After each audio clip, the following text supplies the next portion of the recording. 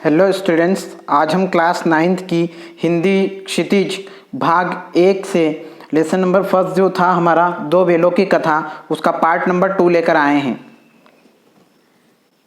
दूसरे दिन जूरी का साला फिर आया और बेलों को ले चला।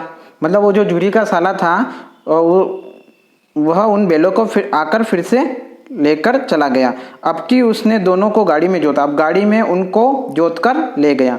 2-4 बार मोती ने गाड़ी को सड़क की खाई में गिराना चाहा। जो मोती बेल था, हीरा और मोती, उसमें से मोती ने गाड़ी को सड़क की जो खाई थी वहां पर अंदर गिराना चाहा, लेकिन जो हीरा था उसने संभाल लिया। वह ज्यादा सहनशील था।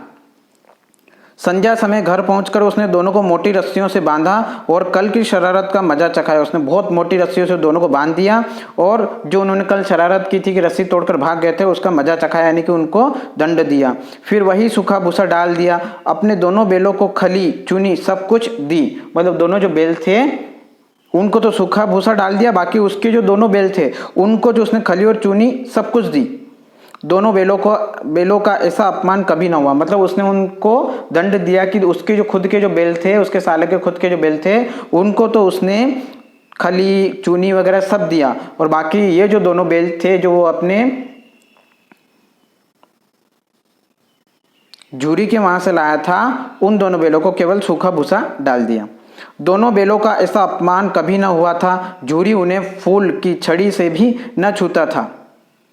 उसकी टिटकार पर दोनों उड़ने लगते थे। यहाँ मार पड़ी, आहत सम्मान की व्यथा तो थी ही, उस पर मिला सूखा भूसा। दोनों बेल का मतलब दोनों को बहुत अपमान लगा, क्योंकि उसके जो अपने बेल थे उनको तो उसने खली वगैरह और चूनी वगैरह खाने के लिए दे दी, लेकिन दोनों बेल को, जूरी के दोनों बेलों को, हीरा और मोती को उसने केवल सूखा भूसा डाला। तो लेकिन जूरी जो है ना, फूल की छड़ी से भी ना छूता था। मतलब जूरी उन्हें कभी मारता नहीं था और बल्कि प्यार से सहलाता था, लेकिन उसकी जो टिटकार थी दोनों उस पर उड़ने लगते थे। हल्की सी भी वो करता था, लेकिन यहाँ पर उसने जूरी का जो साला था उसने दोनों बेलों को खूब मारा और आहत सम्मान, मतलब चोट तो लगी, साथ साथ इनका अपमान भी यहाँ पर हुआ, और ऊपर से मिला वो भी उनको सूखा भूसा खाने को मिला। नांद की तरफ आंखें ना उठाई, उन्होंने नांद की तरफ देखा भी नहीं। दूसरे दिन गया ने बेलों को हल में जोता, पर इन दोनों ने जैसे पाँव ना उठाने की कसम खा ली थी। वह मारते मारते थक गया, पर दोनों ने पाँव ना उठाया। मतलब दोनों बेल आगे चलने को तैयार ही नहीं हुए। उसने खूब मारा, वह मारते मारते खुद थक गया, लेकिन दोनों बेल ने पाँव नहीं उठाया।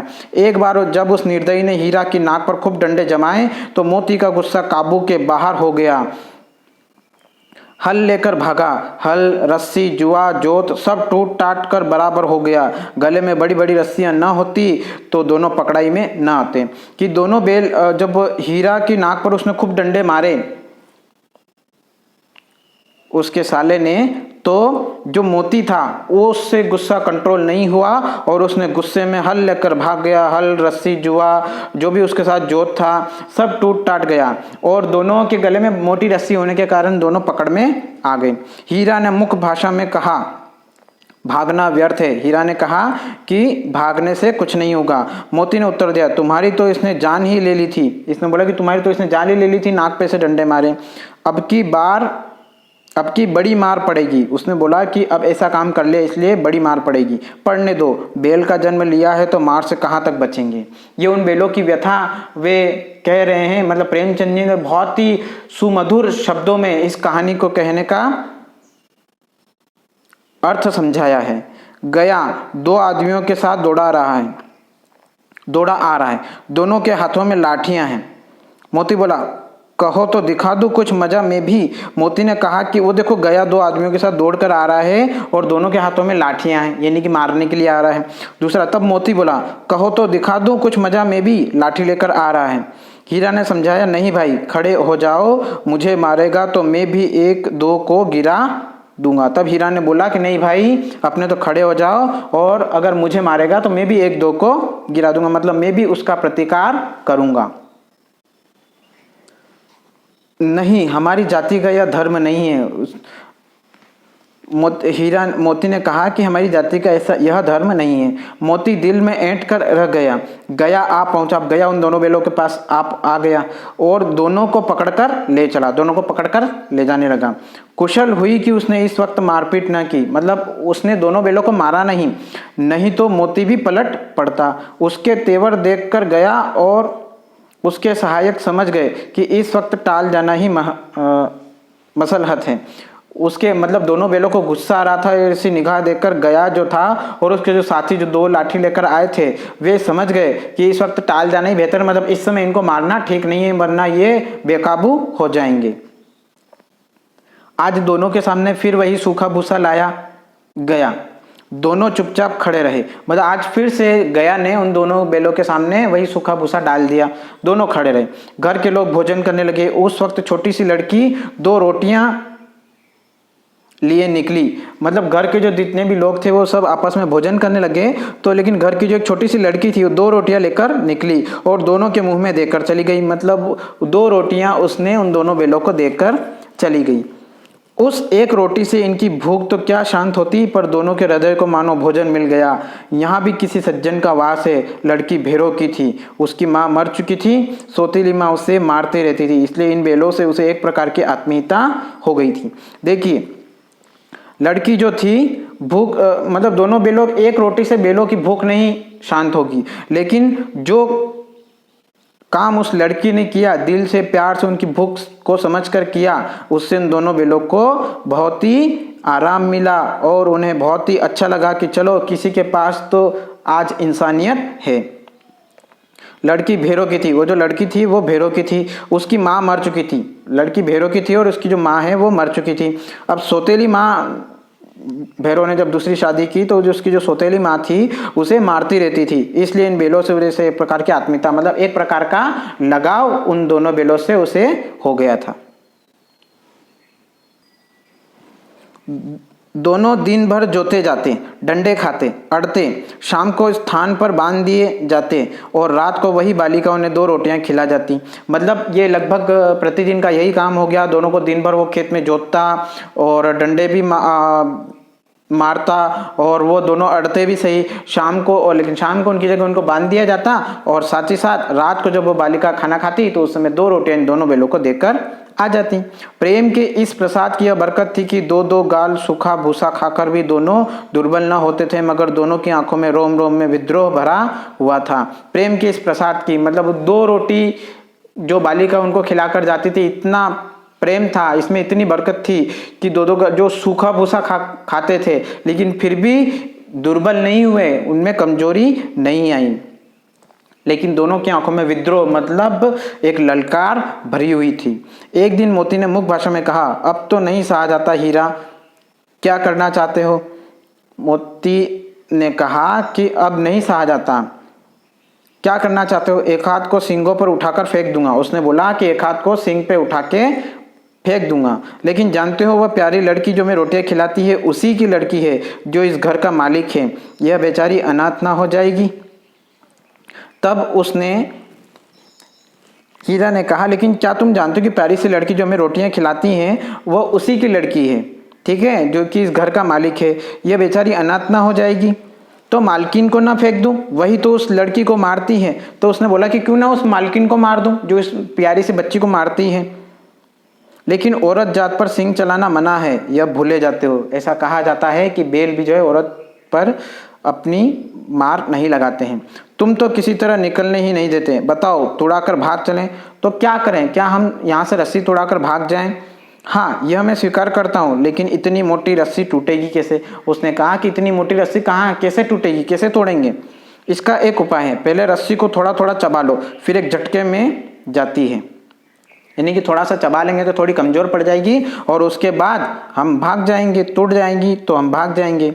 रात को जब बालिका रोटियां खिलाकर चली गई तो दोनों रस्सियां चबाने लगे, पर मोटी रस्सी मुंह में न आती थी। बेचारे बार बार जोर लगाकर रह जाते, तो बहुत मोटी रस्सी थी इसलिए मुंह में आती नहीं थी और वो जोर लगाकर ऐसे ही रह जाते थे। सहसा घर का द्वार खुला और वही लड़की निकली। दोनों सिर झुकाकर उसका हाथ चाटने लगे, दोनों की पूंछें खड़ी हो गई, मतलब उसको प्यार से सहलाने लगे। उसने उनके माथे सहलाए और बोली, खोले देती हूँ, चुपके से भाग जाओ, नहीं तो यहाँ लोग मार डालेंगे। आज घर में सलाह हो रही है कि इनकी नाकों में नाथ डाल दी जाए, मतलब इनको और ज़्यादा कष्ट दिया जाए। उसने गराव खोल दिया, पर दोनों चुपचाप खड़े रहे। उसने उन दोनों बेलों को खोलने के लिए जो गराव था उनके गले में बंधा हुआ था या मुंह में बंधा हुआ था उसको खोल दिया, लेकिन फिर भी दोनों चुपचाप खड़े रहे। मोती ने अपनी भाषा में पूछा, अब चलते क्यों नहीं? तो हीरा ने कहा, चले तो, लेकिन कल इस अनाथ पर आफत आएगी, सब इसी पर संदेह करेंगे। सहसा बालिका चिल्लाई, दोनों फूफा वाले बैल भागे जा रहे हैं। ओ दादा दादा, दोनों बैल भागे जा रहे हैं, जल्दी दौड़ो। तब उस बालिका ने कहा कि जो फूफा जी के दोनों बैल जो तुम लेकर आए हो वो दोनों बैल भाग रहे हैं। ओ दादा दादा, दोनों बैल भागे जा रहे हैं, जल्दी दौड़ो। उसने ऐसी आवाज लगाई। गया हड़बड़ाकर भीतर से निकला और बैलों को पकड़ने चला। जो दोनों बैल जब भागने चले तो उनको पकड़ने के लिए दौड़ा। वे दोनों भागे, गया ने पीछा किया और भी तेज हुए। जब गया दौड़ने लगा तो वे दोनों बैल और ज़्यादा तेजी से भागने लगे। गया ने शोर मचाया, फिर गांव के कुछ आदमियों को भी साथ लेने के लिए लौटा, मतलब साथ लेने के लिए चला ताकि वो उन बैलों को पकड़ा जा सके। दोनों मित्रों को भागने का मौका मिल गया, सीधे दौड़ते चले गए। यहाँ तक कि मार्ग का ज्ञान न रहा। जिस परिचित मार्ग से आए थे उसका यहाँ पता न था। नए नए गांव मिलने लगे। तब दोनों एक खेत के किनारे खड़े होकर सोचने लगे अब क्या करना चाहिए। मतलब ऐसे रास्ते पर चले गए जहाँ का रास्ता उन्हें मालूम नहीं था। और तब एक नए नए गांव जब उनको बीच रास्ते में मिलने लगे तब दोनों एक खेत के किनारे खड़े हो गए और सोचने लगे कि अब क्या किया जाए। हीरा ने कहा, मालूम होता है राह भूल गए। तब हीरा ने कहा, ऐसा लगता है कि हम रास्ता भटक गए हैं। तुम भी बेतहाशा भागे, वहीं उसे मार गिराना था। तब उसने कहा कि तुम भी ऐसे बिल्कुल बेहिचक बेतहाशा, जैसे कोई होश नहीं हो वैसे भागे। उसे तो वहीं मार गिराना था। उसे मार गिराते तो दुनिया क्या कहती, वह अपना धर्म छोड़ दे, लेकिन हम अपना धर्म क्यों छोड़े। ये बेलों की बहुत ही ज़्यादा दया पूर्वक बातें हो रही हैं, या वे प्रेमचंद जी समझाने का प्रयास कर रहे हैं कि बेलों में अभी भी आत्मीयता, इंसानियत बाकी है। जानवर हैं लेकिन इंसानियत उनके अंदर है। दोनों भूख से व्याकुल हो रहे थे। खेत में मटर खड़ी थी, चरने लगे। रह रह कर आहट ले लेते थे, कोई आता तो नहीं है। मतलब दोनों को बहुत ज़्यादा भूख लग रही थी तो पास के खेत में मटर उग रही थी। दोनों ने मटर खाई और खा रहे थे और दोनों इधर उधर देख लेते थे कि कहीं कोई आ तो नहीं रहा। जब पेट भर गया तो दोनों ने आज़ादी का अनुभव किया तो मस्त होकर उछलने कूदने लगे। पहले दोनों ने डकार ली, फिर सींग मिलाए और एक दूसरे को ठेलने लगे, मतलब एक दूसरे के साथ खेलने लगे। मोती ने हीरा को कई कदम पीछे हटा दिया, यहाँ तक कि वह खाई में गिर गया। तब उसे भी क्रोध आया, संभल कर उठा और फिर मोती से मिल गया। मोती ने देखा खेल में झगड़ा हुआ चाहता है तो किनारे हट गया। मतलब पेट भर जब दोनों खेलने लगे तो खेल खेल में क्या हुआ कि एक दो मोती जो था उसने हीरा को एक कदम पीछे धक्का दे दिया और फिर मोती से मिल गया। मोती ने देखा कि खेल में झगड़ा हुआ चाहता है, ऐसा चाहता है कि वो खेल में झगड़ा करना चाहता है, तो उसने अपने आप को किनारे से हटा लिया। थैंक यू फ्रेंड्स, यह दो बेलों की कथा का पार्ट नंबर 2 था। इसका नेक्स्ट पार्ट हम पार्ट नंबर 3 में नेक्स्ट वीडियो में पढ़ेंगे। Thank you very much.